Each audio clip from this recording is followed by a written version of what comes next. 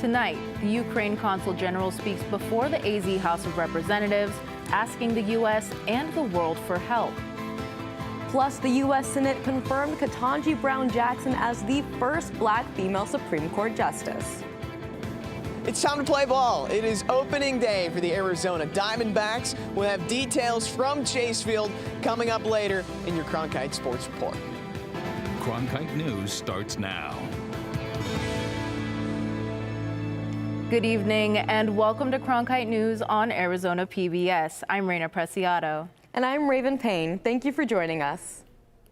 Our top story tonight, the latest on the war in Ukraine, as the Ukraine Consul General appears before a joint session of the Arizona legislature. Here are the latest developments. Congress voted to suspend normal trade relations with Russia. That action now allows President Joe Biden to enact higher tariffs on some Russian imports. Several NATO countries have agreed to increase weapon supplies to Ukraine. Many of those countries say reports of atrocities in the town of Bucha are behind the increase.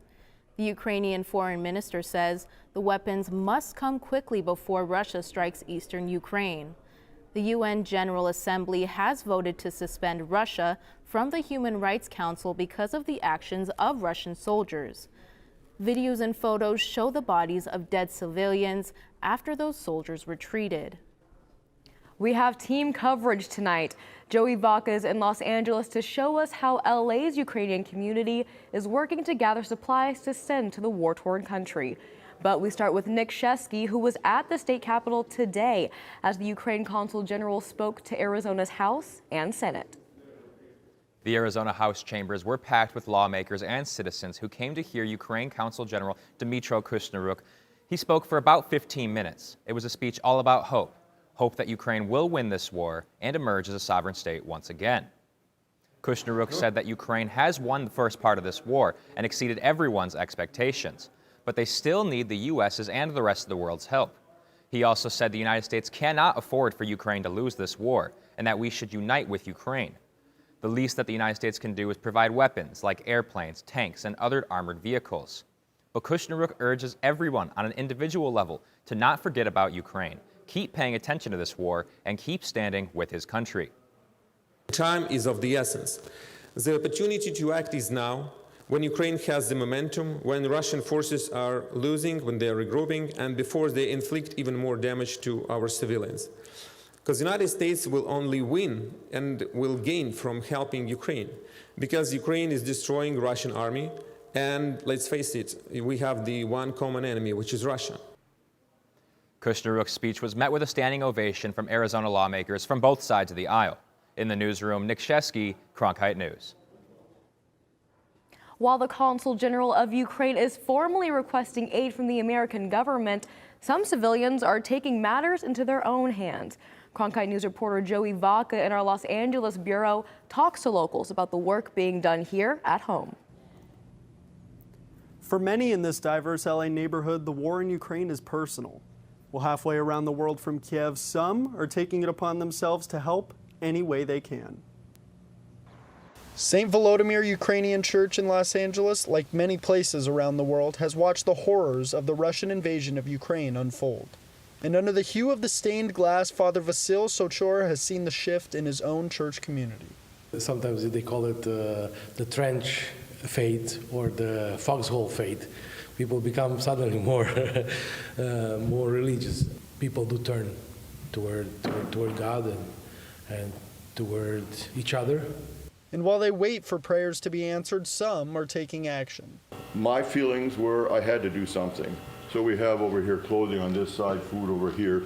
All of this in the back is that you see is all diapers and infant supplies. Leon Kaspersky is one of many at St. Volodymyr's helping oversee donations to Ukraine. They're producing combat medical kits for the Ukrainian army to treat injuries on the front lines, along with supplies to send to civilians as well. And Kaspersky has had help. Whether with the local fire department's help transporting supplies or the massive influx of donations and volunteers, the Ukrainian community in Los Angeles hopes to make a resounding impact overseas. It builds up my faith in humanity. It builds up my faith that there are people that care, that people that are kind. Donations are just one part of the world's response to bloodshed in Ukraine. The UN High Commissioner for Refugees said more than 10 million people have been forced to flee their homes or leave the country, leading some to open up their homes to help. One of the things that really, actually, recently really impressed me is many of our neighbors here in Los Angeles called and they want to host refugees. And that's amazing. To trust, to take somebody who is basically on the street, it's amazing. Even in the face of a life and death struggle, Ukrainians here have been able to stay optimistic. I was saying this before, Ukraine is the David. And there is a Goliath, that is just a bully. We have the whole world with us. And not only the world, but I think God is with us. Now, Kaspersky said people can be confident that their donations are in fact getting to Ukraine. With connections with local fire departments, the California Air National Guard oversees the delivery of supplies to the proper Ukrainian authorities. In Los Angeles, Joey Vaca, Cronkite News. Turning now to other news, the first Arizona execution since 2014 is set to occur this May. The Arizona Supreme Court has set May 11th as the execution date for rapist and murderer Clarence Dixon. The warrant calls for Dixon to be put to death by lethal injection. Dixon's lawyers demanded that the warrant not be carried out, citing the state's botched execution back in 2014. The state has not performed an execution since then. Arizona officials have tested the state's gas chamber as an option for executions, but critics are raising humanitarian concerns because the chemical used in the chamber is related to chemicals used in the Holocaust. Turning now to investigating our infrastructure. When you think about drones, you may envision cool aerial videos, but they have a more practical use. And soon, as Mitchell Zimmerman reports, there may be millions of dollars to help them work for the government. Roads, bridges, and drones?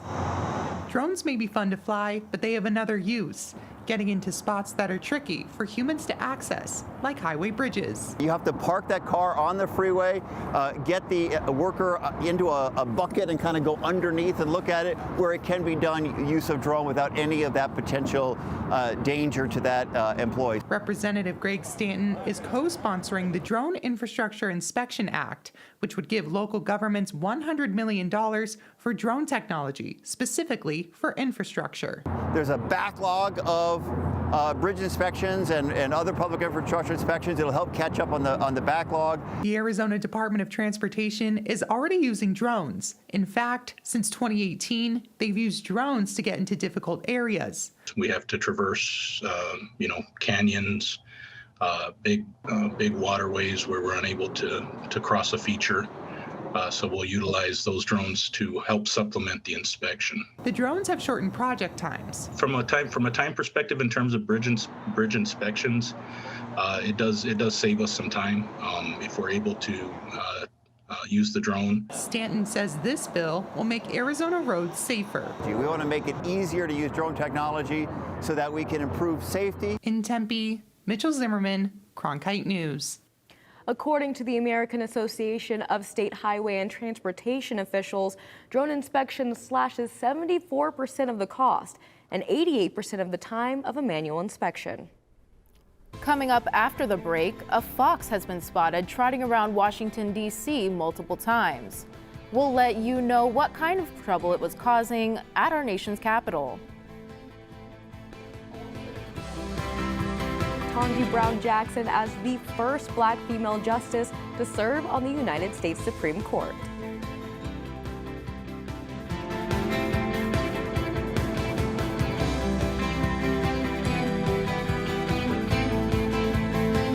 Today, the U.S. Senate confirmed Ketanji Brown Jackson as the first Black female Supreme Court justice. 3 Republican senators crossed party lines to vote in favor with Democrats. Republican Senators Mitt Romney, Susan Collins, and Lisa Murkowski joined Democrats by voting in favor of the confirmation. This historic milestone comes after President Biden committed to nominating a black woman to the Supreme Court during his presidential campaign. Biden said he was honored to share this moment with Jackson. Vice President Kamala Harris presided over the vote. Afterwards, she acknowledged the significance of the occasion and expressed her praise for Jackson's confirmation. I think it makes a very important statement about who we aspire to be, who we are, who we believe ourselves to be. It's a statement about that on our highest court in the land, we want to make sure that there's going to be full representation and the finest and brightest and the best. And that's what happened today. I'm very proud. Senators Kyrsten Sinema and Mark Kelly voted yes, approving her placement on the bench. Jackson will replace retiring Justice Stephen Breyer at the end of the current judicial term this summer. The amount of Americans filing for unemployment fell again last week to 166,000. That number is down by 5,000 from the week before that. That's according to the Labor Department. Meanwhile, the number of people being laid off has also remained very low. The 4-week average for people filing for unemployment also dropped to 170,000. That's down by around 8,000. This all comes after the amount of people collecting unemployment fell last month to a number we haven't seen in over 50 years. What does the Fox say? That was the question a lot of people were asking this week on Capitol Hill. And Alexia Stanbridge has some answers from our Washington bureau. There are a lot of things to be scared of in Washington, but wild animals have not been on the list until now. I think it was kind of weird because foxes live in forests, but there isn't really a forest in DC. There may not be a forest, but there's definitely been a fox trotting around the Capitol. Sightings were posted on social media for several days, and while DC can be a tough town for anyone, the tourists I spoke with said it's got to be really tough for a fox. A rough place for wildlife, this nation's capital. There have been fox sightings all over Capitol grounds. Capitol Police say they have confirmed at least 6 cases of people being nipped or bitten this week. Most of the people I talked to made light of the situation, like Christina Nobach, who uttered the question that everybody wanted to ask. I would have to ask it, what does the fox say? But not everybody was comfortable with the thought of coming face to muzzle with a fox in Washington. Of course I'd be nervous, and I would try to stay calm, even though I was nervous, and walk slowly in the other direction. And I would just run away from the fox and tell someone and they could go get the fox. Arizona Representative Greg Stanton said he sent a get well soon note to California Congressman Ami Bera, who was nipped late Monday. Bera tweeted Wednesday that he's okay and holds no grudge against the fox, which he hoped would be safely relocated. Even though it was biting people, the fox still had its fans. When someone created a Capitol Fox Twitter account, it got more than 4,000 followers in a day. I just hope the fox is okay. That's the main thing. DC Animal Control caught one fox Tuesday, but police acknowledged there could be others. Bringing you the Fox News for Cronkite News, I'm Alexia Stanbridge in Washington, D.C. The story does not have a happy ending for the fox, unfortunately. DC officials say that it was euthanized and tested positive for rabies. They now say there were at least 9 bites and urging people who may have been exposed to the fox to contact them. We hope you all have been soaking up the sunshine these past few days. Faith Abercrombie joins us now in the Cronkite News Weather Center with what temperatures we can expect through the end of the week. I know I've been soaking up the sunshine, and it's sunshine we're enjoying with some clear, beautiful skies. As you can see, later into the week, we'll have a little bit of partly cloudy days, but nothing too crazy. It's going to be pretty warm, sunny, barely any clouds in the sky. Now, as we take a look at our evening tonight around sunset, it'll be 91 degrees. Later into the evening, it'll get a little bit breezy, but pretty warm around dinner time as well, about 86 degrees around 8 p.m. So still pretty warm if you're enjoying your dinner on the patio. Now, as we take a look at our beautiful Friday, as you begin your workday, it'll be about 72 degrees. It'll hike up to 93 degrees by 2 p.m. and 94 by 5 p.m. So definitely some warmer evenings we're going to be starting to see. Now, as we take a look at our 8-day forecast, on Saturday, it's going to be a more cloudy day. but those clouds will start to dip off. And as we take a look into the beginning of next week, we're going to go back down into the 70-degree temperatures, but hiking back up once again to 82 on Thursday and 86 on Friday. Well, that is your 8-day forecast from the Weather Center. I'm Faith Abercrombie. I'm Benjamin Garcia, and coming up after the break, I'll have your Cronkite Sports Report. It has finally come. Opening day is here for Major League Baseball, and we'll give you an inside look at opening day from Chase Field.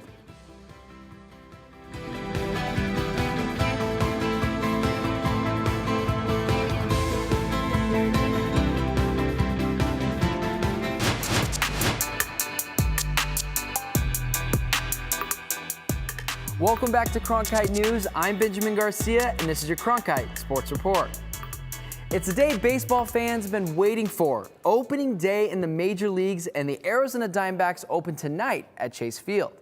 Cronkite News reporter Andrew Curlin is at the ballpark with more on what fans can expect. Well, it is April 7th, and we are gearing up for a Diamondbacks opening day here in Phoenix. For a while, we didn't even know if we would get here. It was a 99-day lockout in the MLB. Players and owners finally came to an agreement, and fans are happy that baseball is officially back. Baseball being back is very exciting. I mean, we weren't really sure how things were going to play out with the lockout. But now that it's here, I think fans will be excited again to see baseball. It's so much fun. I just really enjoy it.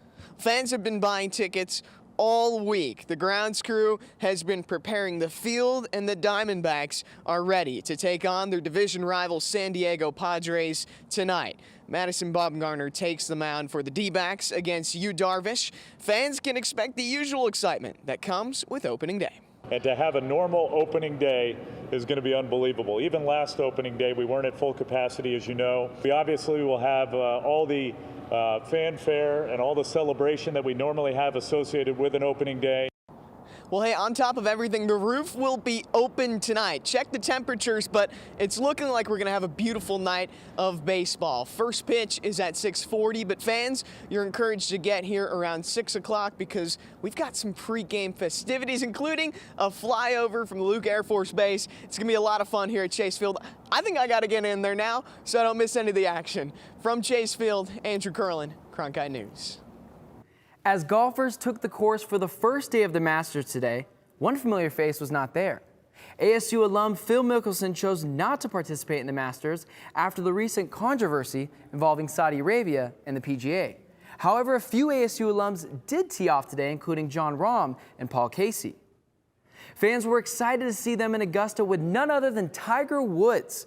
It was Tiger's first competitive round of golf in 508 days after suffering a leg injury in a car crash in early 2021. Woods played well, finishing 1 under par on the day and is 3 strokes behind the leader. He's scheduled to tee off at 10:41 Pacific Standard Time tomorrow morning for round 2. The Suns lost to the Clippers last night by a slim margin, 113-109, while sitting 4 of their 5 starters. Backup forward Ish Wainwright shined for the shorthanded Suns, scoring a career-high 20 points on the night. Having the whole team in your corner, from the head coach all the way down to the end, everybody in the corner, my corner, give me the confidence. Like I said before, early in the season, my name is Carl. Be ready. Chemistry among teammates is critical to success. ASU women's lacrosse has a specific dynamic duo who seems to be the life of the team. Cronkite News reporter Ashley Ingle reports the chemistry between them is built in their DNA. Chemistry on the playing field can take a long time to develop, but for ASU lacrosse players Gigi and Bella Gaspire, it's in their DNA. We know each other better than obviously anyone on the field and obviously in the world too. We've just been together forever. The twins have been attached at the hip since birth and have been playing sports together since they were kids. The Canadians could have gone their separate ways in college, but ASU offered an opportunity for the pair to stay together since the two were a package deal. We just have these little things we do, little cues, we have a secret language. So we we'll just pick each other up.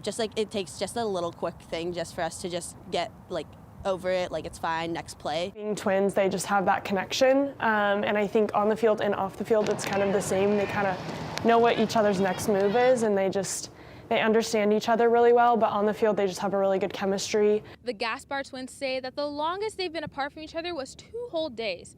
That shows that their togetherness on and off the field has provided them each with a grand deal of support. I'll be her #1 supporter, but also, like she said, her hardest critic. And I think that also stems from a really intense competition level that we have from each other, and that's on and off the field. We're always kind of pushing each other, and I think that's why we've been able to gain so much success. Besides their love for each other, the Gaspars love the game of lacrosse and have the values of the team line up with their everyday lives. They're just pretty fierce competitors across the board, so that motivates them to want to win and want to do the things that they need to put in order for that to happen for our team. Not only does their strong bond show, but their determination and hard work on and off the field is what makes them the dynamic duo. In Tempe, I'm Ashley Engel, Cronkite News. That does it for today's Cronkite Sports Report. Back to you, Raina. After the break, we're talking about Google's newest multi-search feature that was released today. And this new search tool could make your online shopping a little easier.